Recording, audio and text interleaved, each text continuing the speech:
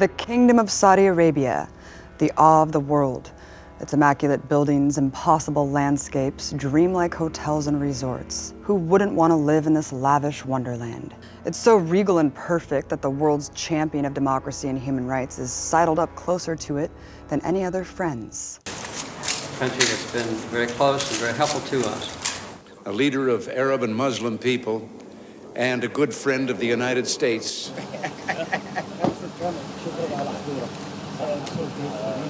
Is indicative of the long-standing friendship between the United States and Saudi Arabia. It's no surprise then the Saudi kingdom was picked to head the United Nations Special Panel on Human Rights. Its vision and expertise can now bless the world. Part of the Saudi monarchy's vision of human rights for the world includes, among other things, cutting lots of people's heads off with swords, right in the middle of the street. Saudi Arabia is one of only 4 countries in the world that still practices public executions, and has already executed more than 100 people in the first 6 months of 2015, mostly by ISIS-style beheadings at a rate of 1 every 2 days. So many, in fact, that the government posted a new job listing for 8 additional executioners earlier this year. Saudi courts regularly hand down death sentences for things like sorcery, adultery, armed robbery, blasphemy, homosexuality, and drugs. Methods to carry out executions are gruesome: beheading, firing squad, or stoning to death. Non-violent drug offenses account for a shocking 43% of all executions. But when beheadings aren't terrifying enough, the kingdom's depraved elites resort to crucifixions. The appointment to the UN Human Rights Panel coincides with the news of Saudi Arabia's plan to behead and publicly crucify 21-year-old Saudi dissident Ali Nimr for taking part in political demonstrations when he was just 17 years old. Here in the year 2015, Nimir's beheaded corpse, with the head sewn back on, will be skewered on a cross for display for the crime of opposing the royal family. Operating courts in total secrecy, officials remain tight-lipped about who was killed and how. On occasion, though, videos are leaked. In 2015, footage got out of Saudi officials publicly beheading a Burmese woman on a busy Mecca street. You can hear the woman proclaiming her innocence as she is brutally executed by sword. Other punishments are so severe, they could result in death. Accused offenders have their limbs amputated, and dissenters are severely lashed. If the Saudi kingdom were an enemy of the U.S. government, we'd be shown these images and facts every day on the mainstream media. But the crux of this relationship is keeping the real House of Saud a secret. Women's rights are human rights. But in such an oppressive patriarchy, driving is the least of what women can't do. Although Saudi women have finally been granted the right to vote, in 2015, Saudi women still need permission from male masters to do pretty much anything, like work, go to school, or even receive medical treatment. Allowed into less than 15% of the workforce, a study cited in Al Arabiya showed over 78% of Saudi women who graduated college are unemployed, including over 1,000 PhDs. Women are also routinely punished for their own sexual assaults. In one case, a teenager who was gang raped was punished with more lashings than her rapists in court. But it's not just the free agency of women the kingdom is afraid of. It's anyone who criticizes its outdated rule. In 2013, a Saudi activist was sentenced in a secret hearing to 4 years in jail and 300 public lashings for calling for a constitutional monarchy. In 2014, a lawyer and founder of an illegal human rights watchdog in Saudi Arabia was sentenced to 15 years in prison for criticizing the country's human rights abuses on Twitter. The list goes on. Wanton arrests and prolonged detention without trial or access to lawyers has always been prevalent in the country. But the sheer amount of people arbitrarily detained skyrocketed from the hundreds to the thousands under new anti-terrorism measures after 9/11. Thousands more are moved to so-called re-education centers for undisclosed amounts of time. According to a 2009 Amnesty International report, thousands of people have been arrested and detained in virtual secrecy, while others have been killed in uncertain circumstances. Hundreds more people face secret and summary trials and possible execution. There is zero tolerance for political opposition. To date, no independent organization working for civil and political rights has ever been able to legally exist in the country. The brave few that attempt to speak out and organize get punished, or worse. The absolute monarchy has been dominated by only one family. It's never had an elected leader. Since its inception, the oppressive regime has consistently quashed any semblance of democracy and human rights under the cloak of religion. This brutality is the iron fist that ensures that the country's wealth is only siphoned into the stomachs of a select few. Those lucky enough to be in the royal bloodline or its inner circle relish in the fortunes. The combined wealth of the top 10 richest Saudis is bigger than the gross domestic product of more than 100 countries. The king's personal wealth is $18 billion. For the privileged in the kingdom, buying the world's biggest mega yachts, shopping for million-dollar necklaces, owning empty mansions, and a life of endless vacation is just part of the package of having royal blood. It's a different story if you're not in the club. At least 20% of the population lives in abject poverty. 30% of Saudi youth are unemployed. But the unemployment rate only tells the hard story for Saudi workers.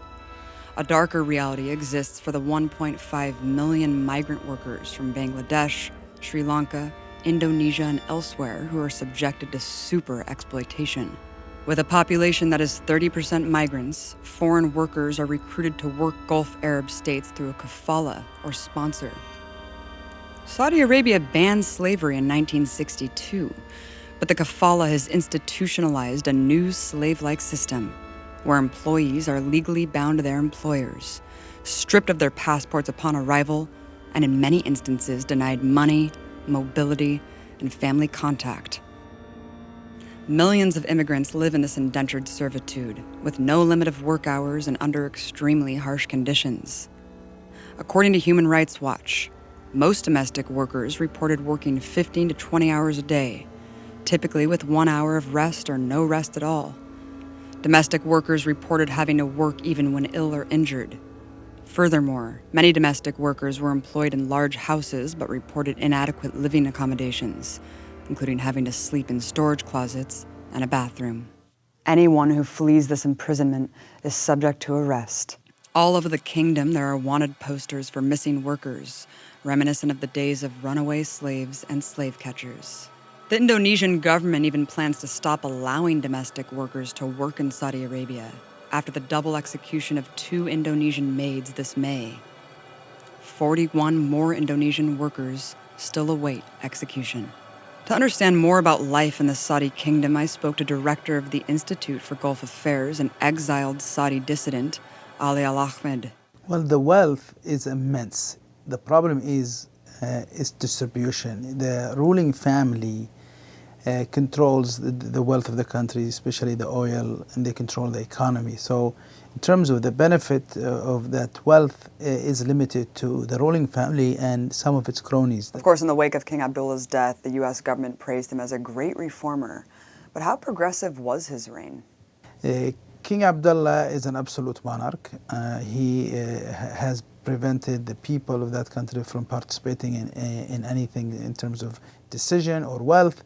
So I don't see the reform in that in terms of women right that people use to talk about a lot with King Abdullah. He imprisoned his own daughters, 4 daughters, for 14 years, and they still their fate remains unknown. This is called domestic violence. When you hold adult people against their will for so many years, that's domestic violence. So I don't know if somebody who is committing a crime could be considered a reformer especially a crime against his own daughters. Well, that's important to know that Saudi Arabia is the last country in the world to allow women to vote. And this vote is not of any importance because the municipal elections that they are voting for is partially elected and has nothing to do. They have no power. So really, it's very much comical because you elect people who have no power. That is really insignificant. Ali, we constantly hear about ISIS and their barbarism, but talk about how humane Saudi Arabia's judicial system is. The Saudi judicial system is a very much medieval, sectarian, medieval system that does not allow women, blacks, Shia, or ordinary Sunnis to become part of it. It is very much an apartheid court system, and it is very similar to that of ISIS in its ruling and its sources. But what is it? Is it oil? Is it money? What is behind this unshakable bond? It's money. Again, you saw about 10 days ago, 12 days ago, former President Bill Clinton and former President George W. Bush, one, his wife is running for president, and the other, his brother is running for president, flying to Washington to meet the Saudi king, to basically pay respect to him, and maybe in the process getting funded, their organizations or their campaigns getting funded by the Saudi or their Saudi allies in a very secret manner. I think it's time for the U.S. government, for the FBI, which has been harassing many people, they should go after. This is the real meaty stuff that they should go after. How an absolute monarchy that is funding terrorism, including that against the United States, from buying off presidential candidates. With such egregious affronts to human rights, why would U.S. politicians risk supporting such a tyrannical reign? History clearly tells us what the special relationship between ruling elites has always been about. The land that would become Saudi Arabia was once 4 distinct regions, encircled and partially owned by the Turkish Empire. Its hidden treasure was yet to be discovered, so the barren land went largely ignored by colonial powers. At the dawn of the 20th century, one man followed his wealthy family's footsteps to achieve a modest dream: to be a king and rule supreme over a diverse region. In a little over 20 years, through pillaging and conquering the countryside, Ibn Saud declared himself king in 1925. In 1927, he was recognized by the United Kingdom as ruler of the realm. But he already had a revolt on his hands by the same religious militia that he had depended on to rise to power. So he massacred them. And by 1932, Ibn Saud's kingdom of Saudi Arabia was complete. He had tried but failed to also capture the southern territory that is Yemen today. His 45 sons became the heirs to power and profit in Saudi Arabia. With the conclusion of World War I, the victorious empires carved up the land, but still weren't concerned with the seemingly worthless expanse. While European powerhouses laid claim to the region's riches, the new royal overlords found something beneath their feet: the pivot of the modern industrial economy. Knowing it had some amount of oil in unknown locations and a low level of technological development, the Saudi family elicited the help of foreign oil companies. In the post-World War I feeding frenzy, the British and French empires cut American oil companies out of the region's known oil reserves. Eager to find new sources, the company known as Chevron today staked claim to Saudi Arabia's hidden oil fields in 1933 and struck big after 5 years of drilling. The discovery was unprecedented in size. The Arabian American Oil Company was formed to cash in on the bubbling profits. This Arabian American Oil Company was actually 100% owned by American companies, Mobil with 10%, and Exxon, Texaco, and Chevron each with 30%. Aramco paid royalties to the Saudi family for exclusive rights to the fields, only making a fraction of what the oil giants were making. The profits were so vast that the Saudi monarchy grew even more obscenely wealthy. During World War II, Italian bombing crippled Saudi Arabian oil production. It was a wake-up call to the kingdom and Aramco. It needed protection, badly. Throughout the war, the U.S. empire began to increasingly recognize the geostrategic importance of Saudi Arabia's vast oil reserves. So in 1943, President Roosevelt declared that the defense of Saudi Arabia is vital to the defense of the United States. On behalf of the oil companies, the U.S. government deemed oil a national priority. They wanted cheap oil, hegemony over the region's resources, and a military garrison to enforce its domination. The Saudi royal family wanted fat paychecks, and above all, to have its power protected. So in 1945, an official oil for protection deal was made through President Roosevelt, securing a U.S. air and naval base in Saudi Arabia and unchallenged oil access. The U.S. then rebuilt and protected Saudi Arabia's bombed oil fields. The monarchy was pumped full of cash, training, and military equipment, its protection from both external and internal threats promised by the Pentagon.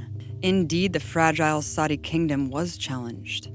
In 1953, in the eastern province, a hotbed of socialist organizing, workers at Aramco went on strike demanding a union. That same year, the U.S. and Saudi Arabia began the U.S. military training mission, which continues to this day, teaching the Saudi monarchs how to crush those types of annoyances. So when Aramco workers went on strike 3 years later, the kingdom had all the strike leaders swiftly assassinated. A new royal decree forbade any type of pro-worker demonstration, and they had shown just how far they would go to enforce it. In 1962, with a revolution that believed oil profits belonged to the people and not kings at its doorstep, Saudi Arabia, Jordan, and the United Kingdom supported the royalists' bloody counter-revolution in Yemen. Washington started sending squadrons of F-100 fighter jets to the Saudi kingdom. But this mutually beneficial relationship was not always expressed as complete subservience. The colonial project known as Israel caused a temporary rift between the empire and the Saudi monarchs, whose own base was fervently opposed to the Israeli ethnic cleansing, as well as fearing the Israeli aggression. By 1973, when the war broke out, the Saudi monarchs had to take a harder position. So the kingdom used the only leverage it had, cutting off oil to any country supporting Israel's expansion. Involving 12 oil-producing countries in the region, the Saudi-led oil embargo caused an energy crisis in the U.S. The price of oil quadrupled overnight, and gas prices skyrocketed. But while Saudi princes were flexing their oil muscle, the U.S. government was never really too worried about losing its access. All the oil in the world cannot trump the biggest military in the world. If we were pushed absolutely against the wall, we might secure the oil by our own means. Nixon and Kissinger never had to bomb the monarchs for their oil. The noble house of Saud, which had stood up so heroically for indigenous Palestinians against colonialism, was wooed by a more persuasive argument: killing indigenous people resisting colonialism in Vietnam. The Nixon administration pointed out to the royal family that the real threat to them was communism, not Israel. The Saudi kings had been watching U.S. stooges and dictators overthrown by people's movements the world over, fully aware of their own mortality. And that was all it took to get the oil flowing again. And they, along with royal partners like Qatar, United Arab Emirates, and Bahrain, were lavishly rewarded for it in an oil boom that's been called the most dramatic transfers of wealth in human history. It continued to help the U.S. shape the world by being their biggest financer of the Mujahideen's reign of terror in Afghanistan.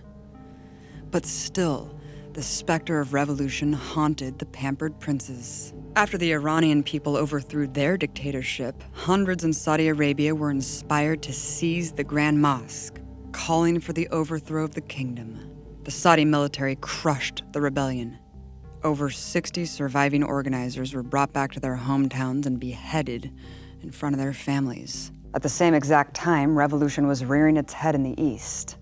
When Shia Muslims were attacked for celebrating an illegal religious holiday, 19-year-old student organizer Hussein Mansour al-Khalaf was shot and killed. His death sparked massive demonstrations. The Communist Party, student and women's organizations, and the religious community came out in the tens of thousands. Days of mass protests ensued. The years of being trained and armed by the U.S. came in handy. 20,000 Saudi soldiers were deployed. The Saudi king's only remedy was heavy machine gun helicopters to strafe neighborhoods and unleash on literally any grouping of people in public. Even funerals were attacked.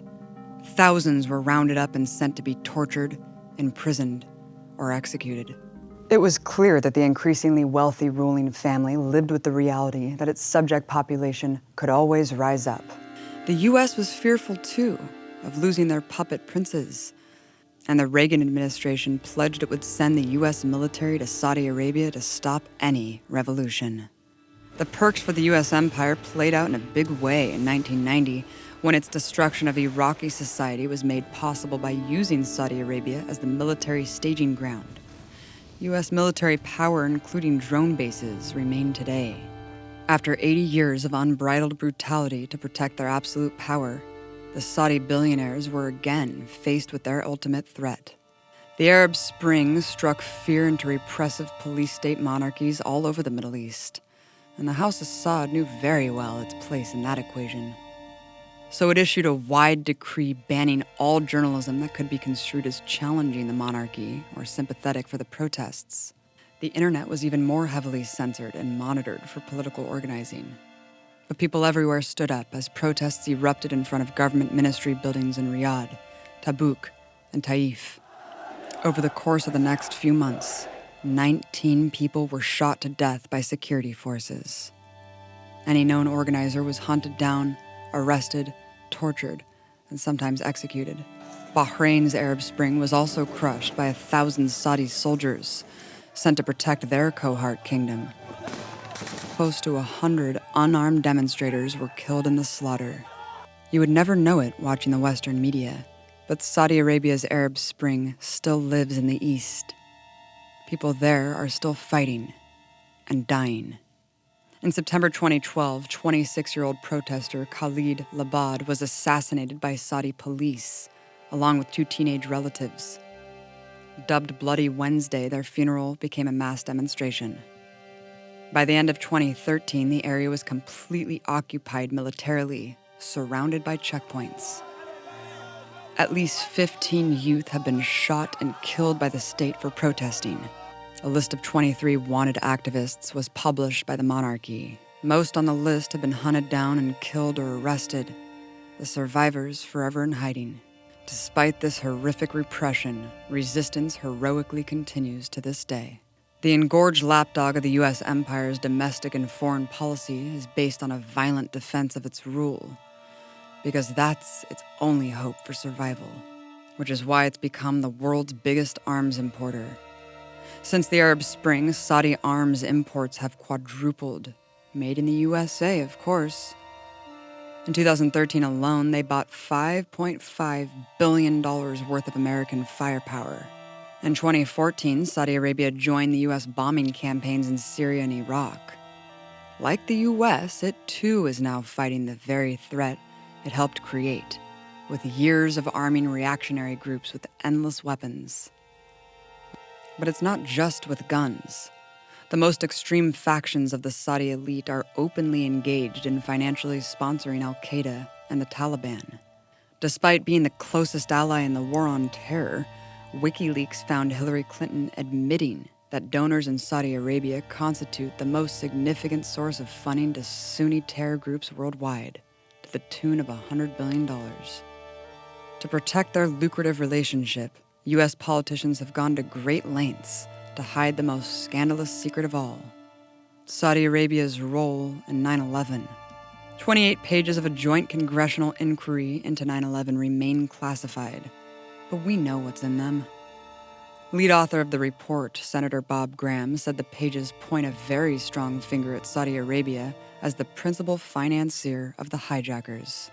Because the Arab Spring puts such fear into the House of Saud, it's shown that it will pursue its own foreign policy, outside of simply being a puppet to the Pentagon. The Saudi monarchy has been pushing the U.S. for a much harsher approach for regime change in Syria and Iran, even secretly meeting with Israeli officials. 2 completely dependent children of the empire teaming up out of anger over the U.S.-Iran nuclear deal. And earlier this year, the Saudi princes embarked on their most heinous offense yet. Backed by other Gulf monarchies and the Pentagon, The new Saudi king is leading a huge war on civilians to decide a country's future.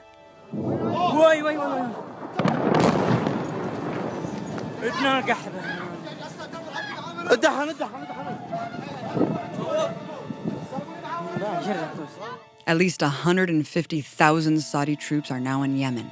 To date, more than 4,000 Yemenis have been killed by Saudi aggression, at least half of them civilians. Bombs have reduced the precious 2,500-year-old cultural site in Sana'a to rubble. In one massacre, Saudi troops used U.S. Apache helicopters to mow down 40 civilians, including rescue workers. And their latest atrocity is the bombing of a wedding party, murdering over 130 Yemenis. Desperate to see regional foes obliterated and internal opposition snuffed, there's no telling what lengths this rotting kingdom will go to keep its billionaires in their yachts. The masses it oppresses inside and its neighbors who correctly see it as a stooge to U.S. military crimes strike fear into the twisted hearts of these so-called royals. Seemingly very different, the House of Saud and the leaders of the U.S. actually have a lot in common. Both are an obscenely wealthy clique, ruling over the majority, holding power through outdated draconian laws, and unleashing brutality on anyone, anywhere, who challenges it. Because when it comes to the empire, economic interests trump morality every time. The Saudi people are fighting for their sovereignty every day.